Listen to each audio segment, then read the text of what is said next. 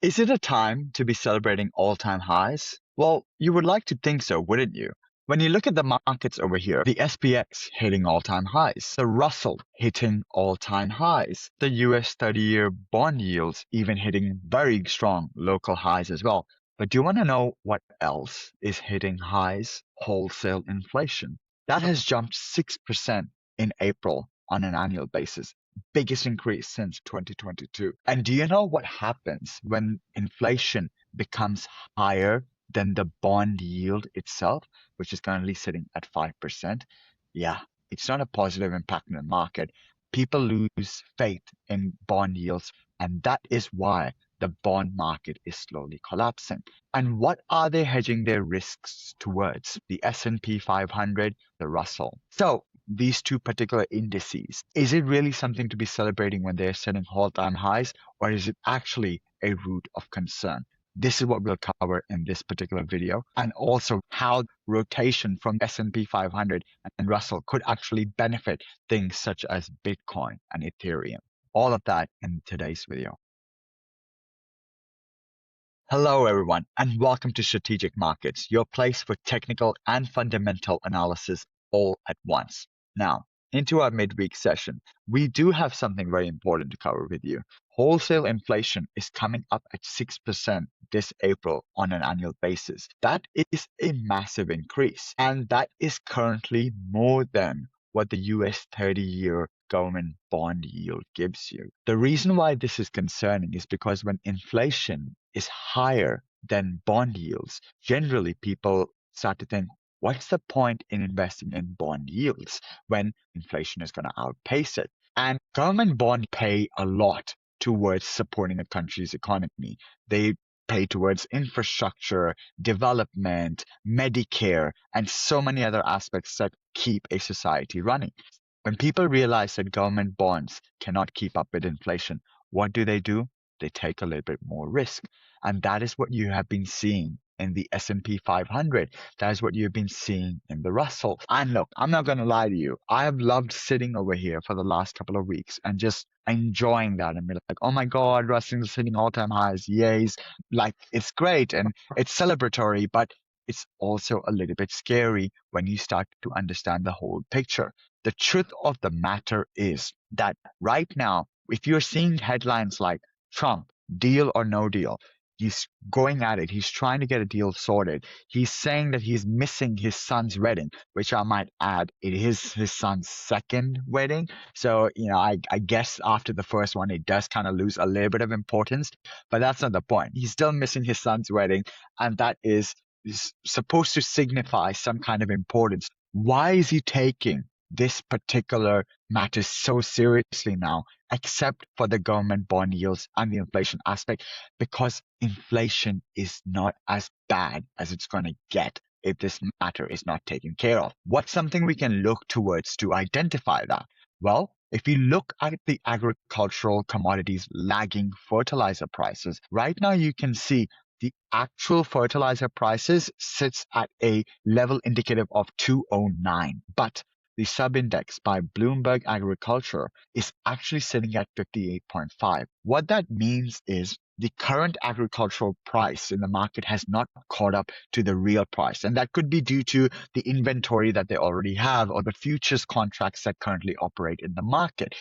A very interesting chart to look at. If you've liked this particular analysis or are really following along and finding it cool, give us a like over here. But for now, we'll continue on. But until this gets in the hold and until the Strait of Hormuz opens up, then this particular aspect could catch up, which means higher inflation. And higher inflation, people will take higher risk. And some of the aspects that countries have used in the past are things like printing more money, but then that has a devaluation on the strength of the US dollar, which obviously would be good for risk assets, but it's not a good picture for the general economy of America itself. And that is why you're seeing Trump really try to get a deal over here. Now, the truth of the matter is this: if he gets a deal or if he gets something sorted, then as we can see, the SPX and Russell are a little bit overextended. And honestly, if you really think about it, Anthropic's AI being evaluated at 2 trillion, ChatGPT and all these aspects also being evaluated in trillion. Right now, if I'm being honest, the stock market does look a little bit overheated. And when this decides to settle down, at least for a bit, after realizing that it has been a little bit overextended, my bias is I believe a rotation could occur in the next grade of risk assets, which is Bitcoin and Ethereum. The thing and the belief behind that is because there's so much legislation moving in America regarding the Clarity Act and the discussions that are happening regarding the changes and wanting to have a little bit more clarity for crypto assets in America. If these things get pushed through, then that could create that rotation aspect. But we need that control with the geopolitical aspects and the bonds before we can make that particular argument. And right now, that is not confirmed. So let's just have a look at general analysis. Look, Bitcoin, it's been boring. I'm not gonna lie. I want to be hopeful and I want to bull post, but the signals aren't there yet. We are still within this as a bearish flag. We were breaking out of it, but we're back into ranging. We were going into this ascending wedge as well. We've broken down from it. We're just hitting sideways. Look, I'm happy that we're maintaining the 74K level. That to me stays at a point of support. We break down below from that, I'm going to start ringing red alerts because that is a bit of a local high that we have respected and we have moved up from. But we break down from 74K, things start getting a little bit more concerning. I've talked to you about the liquidation heat map. Look, right now for Bitcoin, I still stand by the fact that liquidity sits to the top. And if we have any positive news come through or any deliberations that say that a negotiation is coming closer or any concessions made by either side, Iran or America, this has an opportunity to move up. But if that doesn't happen, we have to just range sideways or even having a little bit of a move downwards. Similar story with Ethereum over here. We talked about this particularly last week. Is forming a hidden bullish divergence where we are making lower highs over here and then an RSI is making lower lows. So that is considered a bit of a hidden bullish divergence. But for this to particularly play out, we do need a bit of a strong narrative. Now, that particular strong narrative for Ethereum could come in because right now we still have about $6 to $7 billion worth of liquidations just sitting at the top for short liquidations as compared to long liquidations, which are not that much. So Ethereum really has a lot of potential to the upside considering how much it's being short in the market. But until that particular narrative comes, and one of those things could be Clarity Act, which obviously has passed through the Banking Committee, the Agriculture Committee. It's got to now go to the Senate floor and then back to the House before it could even be pushed through to Trump's desk. But unless a narrative like that comes in or a narrative towards peace with the war, we have to say this, guys. The bond yields, the inflation aspect is scaring a lot of American investors. And until that gets resolved, you really should think about why the S&P 500 and why the Russell are moving so fast and whether this move can maintain if positive news doesn't come or the bond yields don't stabilize. I will leave you on that and I'll put you through to Steve now, who's got technical analysis to discuss.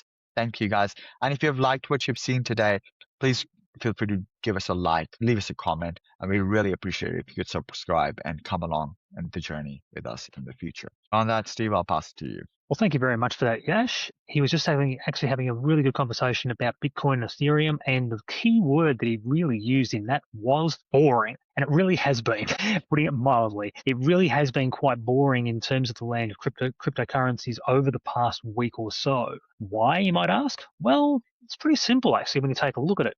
When we have a look at Bitcoin overall, all it's really been doing has been bouncing in between a whole range of moving averages, as you can see from this particular chart on the right-hand side. Loads of moving averages, hitting the short-term moving average in particular, to the top side, and hitting the VWAPs more than anything else on the bottom side, and also hitting support lines as well too. Very well-established support lines from back in March. Not really doing much else apart from that. Taking a look over the left-hand side with the Ichimoku curves, all you really see from there is the fact that the Ichimoku curve, in terms of lagging indicator, is actually forming lower highs and almost about to form lower low, another lower low overall here as well, as it's breaching through the actual unit prices themselves. This is not tending to show very, very positive tendencies whatsoever. On top of that as well, you can actually see the unit prices themselves are actually about to close through the cloud as well. So with that potential close through the cloud and maybe even closing beneath this particular support line here as well, this is not actually a very good sign overall in relation to cryptocurrencies. The picture itself is not looking all that much better in relation to Ethereum either. The reason why, we actually have a clear close beneath support levels. Well, I suppose I shouldn't really be actually saying 100% overall with that. The close itself from Tuesday, yes, but is it going to be confirmed and followed through in relation to today's close? Let's wait and see. We've got 12 hours left in relation to that, and with 12 hours left, we need to really see that particular close happening before we can say with 100% certainty that there is complete and total closure beneath this support level from April of 2023. But when you can really take a look over the Ichimoku curve on the left-hand side, especially that lagging indicator, things are not looking all that great, especially with that lagging indicator potentially closing beneath the cloud over here. So overall, things are not looking all that great in relation to cryptocurrencies overall, and I can definitely agree with Yash's determination of boring. Really does show quite a lot over here, especially with all of these closes below moving averages overall. Especially when we're looking things over here where things are actually starting to look reasonably positive, everything closing above moving averages, VWAPs, all of those kind of things. And even with this 100-day moving average about to curve upwards, we were starting to think, okay, well, hey, there may be actually some findings of support. But we've been keeping an eye on this 2100 level, that blue line there, from April 2023 for quite some time. We've even been referring to that in terms of it being the magic number. Unfortunately, it's not really proving to be a fantastic magic number right now. If anything, it's actually been proving to be a nightmare right now. So that's cryptocurrencies overall in a nutshell. But what's really concerning more than anything is all of this is going on the background of, as Yash was talking about, the Russell forming all-time highs yet again. So this has actually been part and parcel going up and up and up and up, whilst cryptocurrencies have actually been going up and up and up as well. So really, this correlation is now no longer. This is getting very, very interesting and getting very, very concerning in relation to the cryptocurrency run that's been going on for quite some time. In terms of from a cryptocurrency perspective, they are really waiting for something to kick it into gear. When we look at the overall markets, you can really see that we are getting quite overextended. I do agree with Yash on that as well too, especially when we start looking at the SPY in particular. SPY heavily overextended, the Qs heavily overextended as well. All of these are really, really going gangbusters and really not showing any signs of coming back in terms of really having a bit of a break whatsoever. The Dow Jones itself as well too is really, really going ape. There is absolutely no doubt about that at all. But at least in yesterday's trade, in terms of Tuesday's trade, there actually was a bit of a cool down and a little bit of a pull back compared to all of the other indices. A little bit of a cool down compared to the other indices. I'm repeating that for extra effect. Now, in terms of today's trade, there's a little bit of a recovery in terms of going up a little bit, but not as much as compared to, say, the Russell. I'm going to show the IWM, which is the Russell movement, in terms of on a comparative basis. You can see that's actually going to be opening up quite substantially higher, whilst the diamonds, being the Dow Jones, is not opening up or gapping up as high on a comparative effect. So we can really see that there's a bit more weakness now in the Dow Jones compared to those other indices as well. So really keep that in mind too. Now, in terms of Brent, that is actually still having a bit of a battle with the lower 4-hour support resistance line that we've been talking about in our videos since March. So we're actually now below the range of these two lines overall. Being below this area, does that mean that we're actually now totally weak when it comes to oil? Not necessarily. We're still trading above the yearly VWAP here.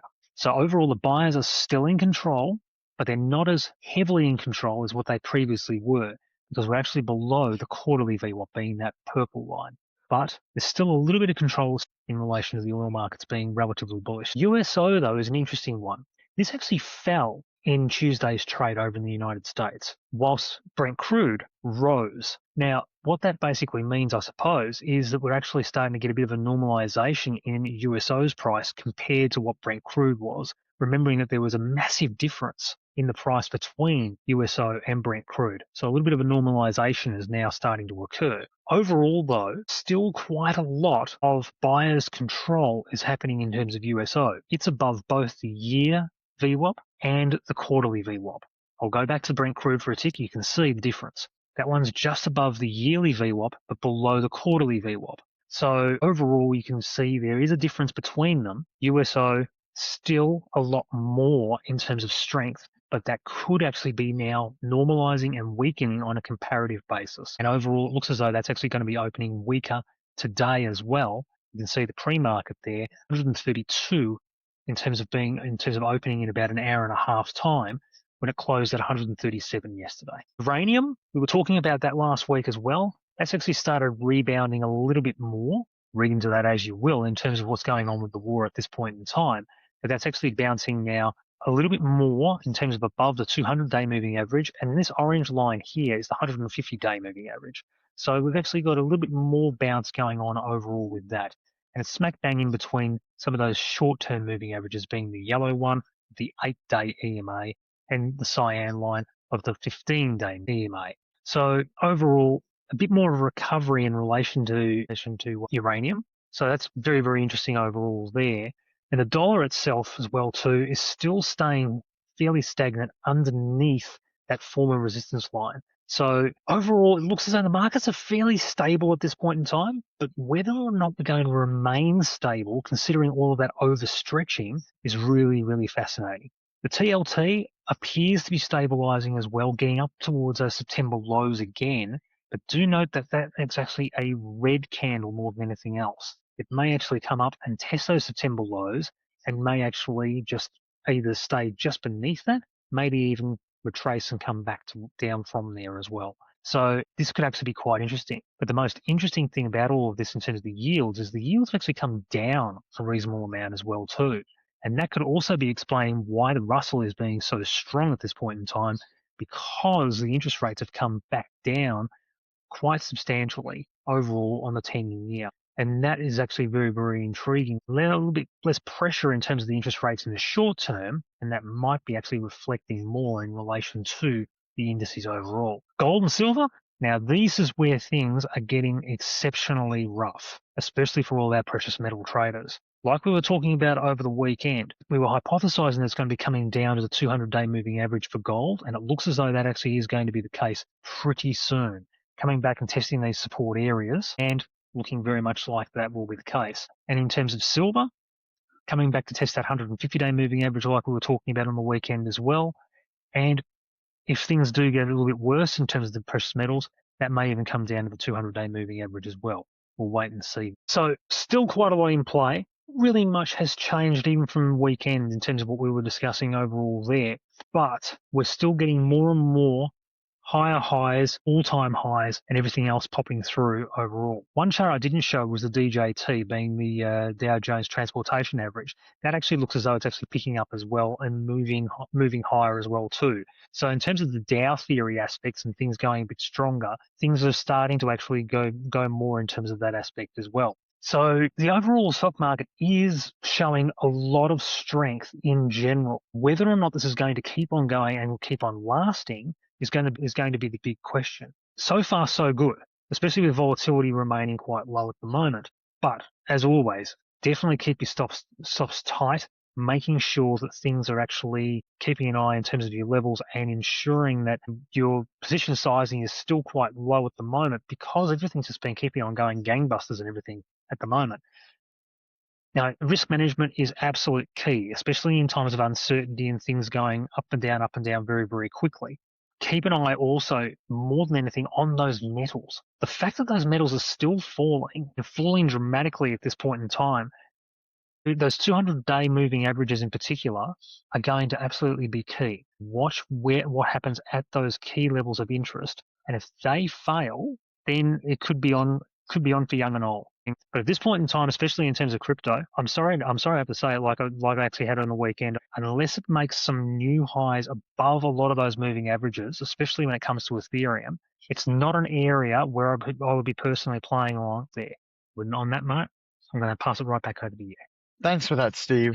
I think the point that we're trying to get across is it can be easy to get lost in the all-time highest feelings. Seeing Russell and SPX consistently hit them, obviously they give us joy, but you got to ask at the cost of what? And if they are at the cost of the bonds, then it can have effects that come with delays. So on that, we will leave you there.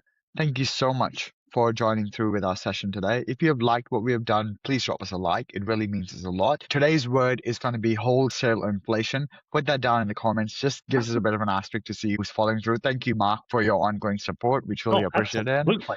But with that being said, we will leave you on that, guys. Have a good one, and we will see you on the next session. See you soon, everyone.